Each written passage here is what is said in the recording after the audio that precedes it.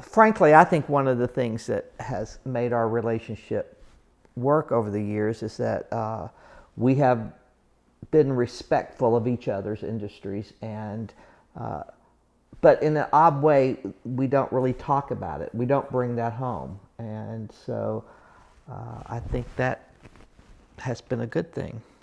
Yeah, I mean, we talk about it sometime, a little bit, but not in detail usually.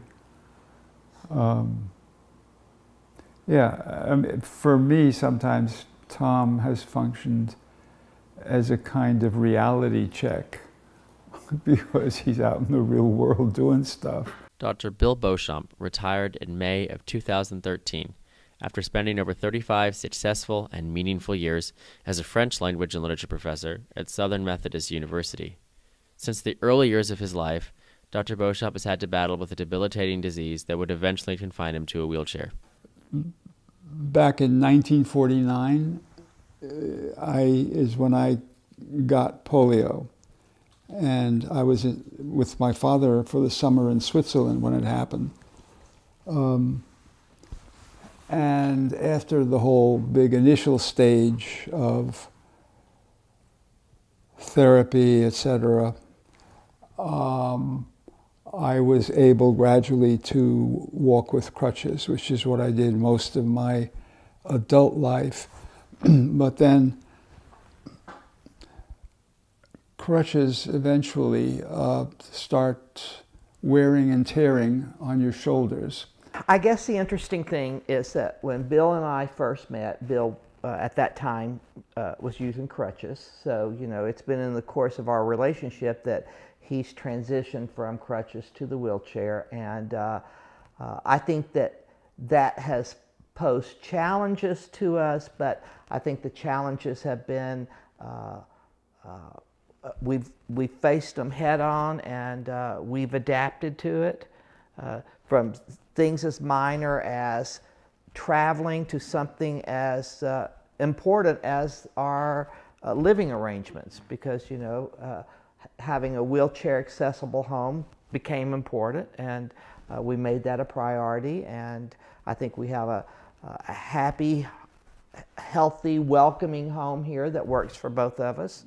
And so, you know, it's been an evolution with moving from the crutches to the wheelchair, and I think I've been supportive of that, and yet and up for the challenge. So, does that? Yeah, and then another part of it is that I'm perfectly comfortable with Tom going, it's usually a couple of times a year, to New York and the theater. Yeah. He's a big theater lover. And that would be something that I could not anymore do, and that I'm not as interested in as he is. So, you know, often right after the Christmas season, he goes to New York for a week and sees about 9 plays or something. See plays and sleep and drink.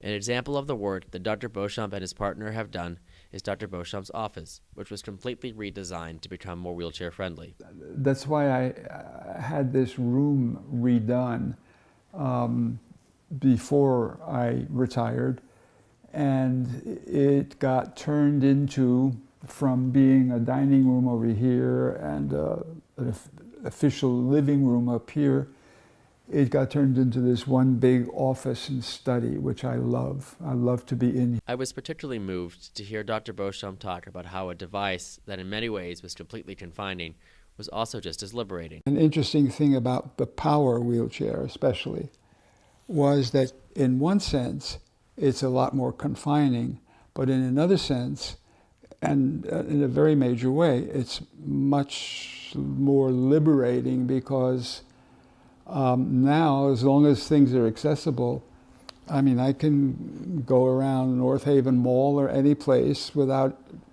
any concern about getting tired, because the chair does all the work. Besides shifting from crutches to the wheelchair, there was another important shift in Dr. Beauchamp's career: his shift to focus more on academia. I think it's been interesting in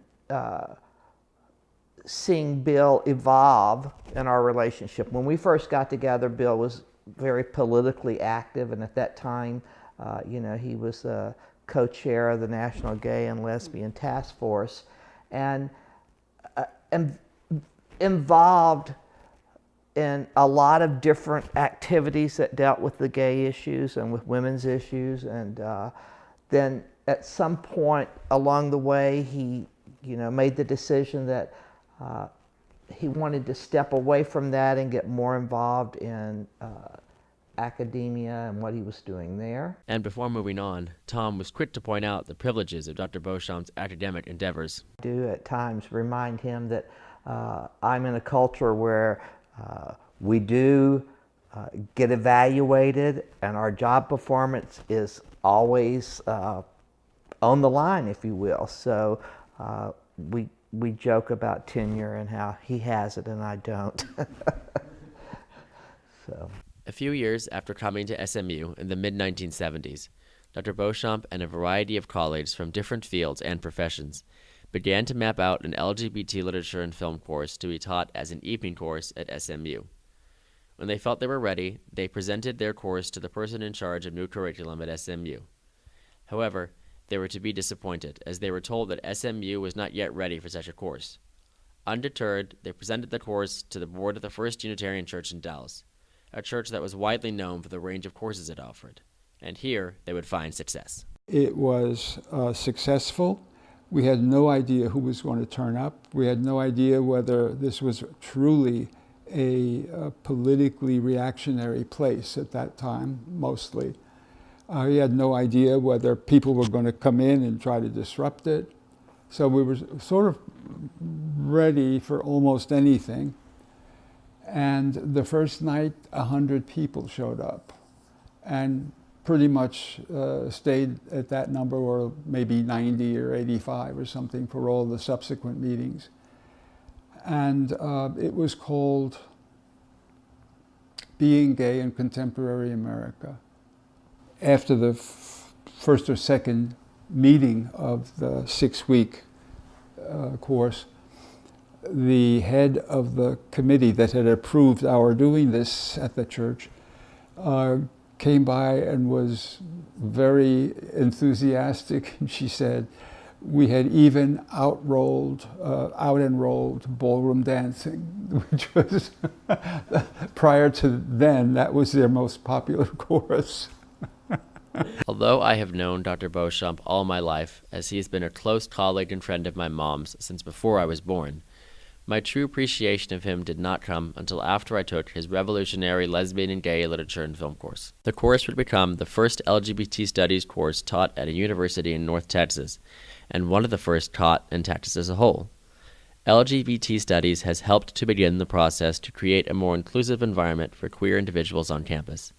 And so, as the founder of one of the key beginning pieces of LGBT studies in Texas, Dr. Beauchamp deserves a great deal of credit for helping to foster the more receptive environment we enjoy today.